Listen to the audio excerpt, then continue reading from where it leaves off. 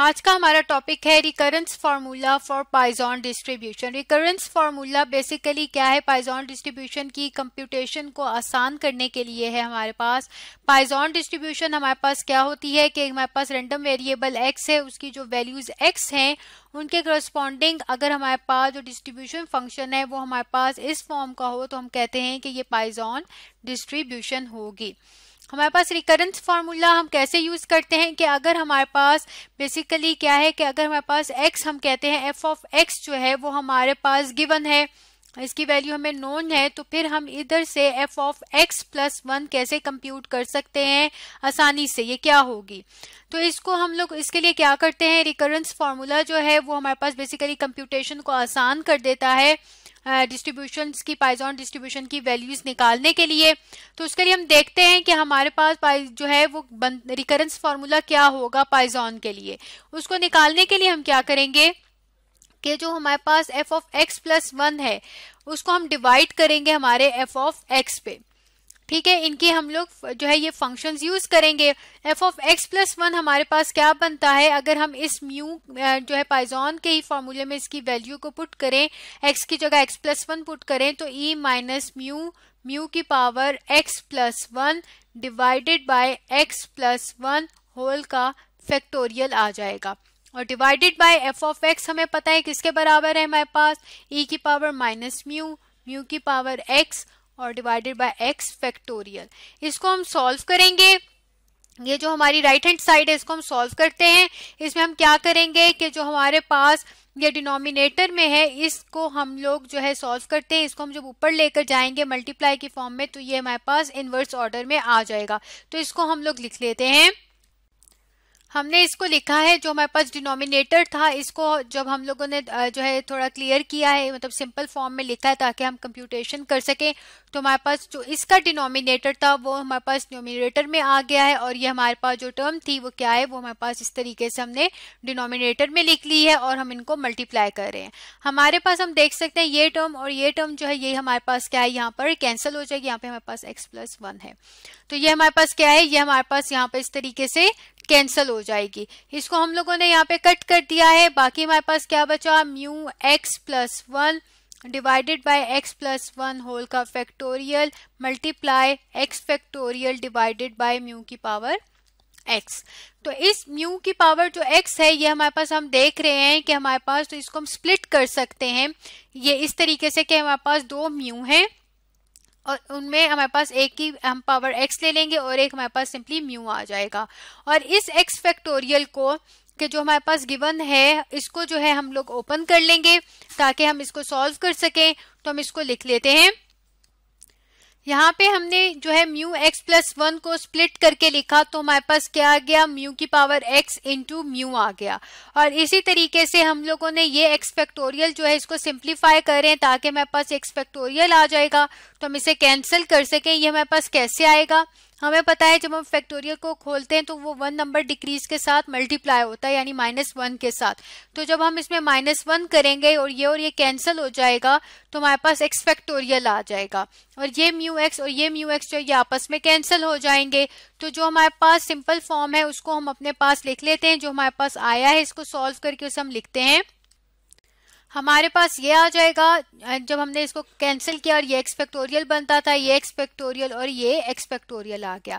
तो हम क्या कर रहे थे, हम लोग जो है रिकरेंस फार्मूला देख रहे थे कि हमारे पास क्या बनता है ताकि हम उसे सॉल्व कर सके, फॉर्मूले को यूज कर सके प्रोबेबिलिटी डिस्ट्रीब्यूशन कंप्यूट करने के लिए। तो हमारे पास ये आ जाएगा, ये f ऑफ x हम उधर ले जाएंगे तो हमारे पास क्या बन जाएगा, f x plus 1 is equal to mu in divided by x plus 1 into f of x। तो ये क्या है, ये हमारे पास एक रिकरेंस फार्मूला है कि जिसमें अगर हमारे पास fx की वैल्यू हम कंप्यूट कर लेते हैं तो सिंपली इस फार्मूले में पुट कर हम जो है वो दूसरी वैल्यूज को निकाल सकते हैं।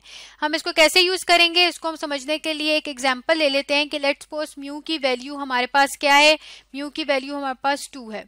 तो अगर हम लोग इसको कंप्यूट करते हैं हमारे पास, हम इसको x इज इक्वल टू 0 और 1 के लिए देख लेते हैं कि हमारे पास कैसे इसको हम यूज कर सकते हैं और आप 2 के लिए भी। ताकि हमें ज़्यादा क्लियर हो जाए। तो अगर हम इसमें हमारे पास एफ ऑफ एक्स का फार्मूला क्या होता है, पाइजॉन का जो सिंपल फार्मूला है हमारे पास ई की पावर माइनस म्यू, म्यू की पावर एक्स और डिवाइडेड बाय एक्स फैक्टोरियल। इसके अंदर मैं f0 पुट करूंगी तो मेरे पास क्या आ जाएगा, मेरे पास सिंपली ई की पावर माइनस म्यू, मेरे पास इस तरीके से x की वैल्यू को पुट किया तो मेरे पास ये आ गया। हमें पता है 0 फैक्टोरियल की वैल्यू फिक्स की हुई है, वो 1 के बराबर है और जिसकी पावर 0 होती है वो भी हमारे पास 1 के बराबर हो जाता है।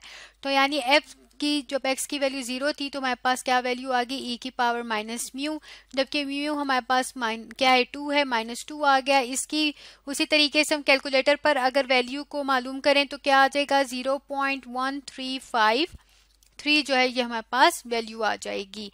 तो हमारे पास क्या आ गया, f0 की वैल्यू आ गई है। अब अगर हमने f1 की निकालनी है तो हम क्या करेंगे, हम इस रिकरेंस फॉर्मूले को जो है वो यूज कर अपनी वैल्यू को जो है वो कंप्यूट कर सकते हैं।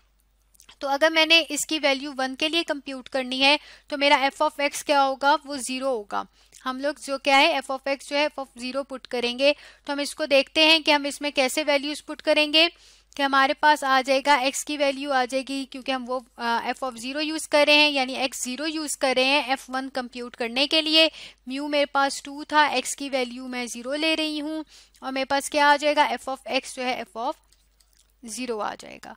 तो जब मैं इसको सॉल्व करूंगी तो मेरे पास क्या बनता है 2 इंटू एफ ऑफ 0। इसकी मैं अगर वैल्यू जो है जो f ऑफ 0 की वैल्यू है 0.1353, इसे अगर मैं 2 से मल्टीप्लाई करूंगी तो मेरे पास क्या आ जाएगा, मेरे पास आ जाएगा 0.2706। ये मैंने कंप्यूट कर ली। इसके बजाय कि मैं दोबारा इस वैल्यू के अंदर वैल्यूज को पुट करती और सॉल्व करती, मैंने सिंपली इस फॉर्मूले को यूज कर लिया है, जबकि मेरे पास ये जो f0 की वैल्यू जो थी मुझे नोन थी। इसी तरीके से हम f2 की वैल्यू को निकालेंगे। उसके लिए हम क्या करेंगे, इसमें हम लोग वैल्यू पुट कर देंगे 1 की, क्योंकि अब हम लोग f1 को यूज करेंगे। तो हम इसको पुट करते हैं, हम कर रहे थे तो हमने f1 की वैल्यू जो है उसको यहाँ पर कंप्यूट किया था। तो f1 की वैल्यू हमारे पास क्या आ गई थी 0.2706। अब मुझे अगर f2 की वैल्यू निकालनी है इस फॉर्मूले से तो मैं क्या करूंगी, x को क्या पुट करूंगी, 1 पुट करूंगी और हम ये वाला जो है प्रोबेबिलिटी अब यूज करेंगे। तो हम लोग क्या करेंगे, इसके अंदर हम लोग x को 2 पुट करके अपने पास यहाँ पे लिख लेते हैं। तो हम इसको लिखते हैं, हमने इस फॉर्मूले में x को जब 1 पुट किया तो हमारे पास ये चीज बन जाएगी। हमारे पास क्या आ जाएगा, इसको सिंप्लीफाई करें, f2 2 divided by 2 into f1 की क्या वैल्यू थी 0.2706। तो ये 2 से कैंसिल हो गया, हमारे पास आंसर क्या आ गया 0.2706। तो हमने क्या देखा कि हम इस रिकरेंस फॉर्मूले को यूज करके आसानी से जो है हमने जो है x की डिफरेंट वैल्यूज के लिए जो कि 0, 1 और 2 थी, हम लोगों ने उसकी करस्पॉन्डिंग वैल्यूज को यहाँ पर मालूम कर लिया है, जो कि हमारे पास क्या आती थी, जो हमारे पास वैल्यूज आ रही थी यहाँ पर 0 पर आ रही थी 0.13। अगर हम इसको लिखते हैं 1353 0.2706 आ रही थी और यहाँ पर भी हमारे पास 0.2706 थी। तो हमने इसको जो है सिंपली यूज करके जो है इजीली वैल्यूज को कंप्यूट कर लिया है। तो आज हमने क्या पढ़ा, आज हमने पढ़ा कि रिकरेंस फार्मूला जो है पाइजॉन डिस्ट्रीब्यूशन के लिए वो हमारे पास क्या होता है और उसको हम कैसे यूज कर सकते हैं।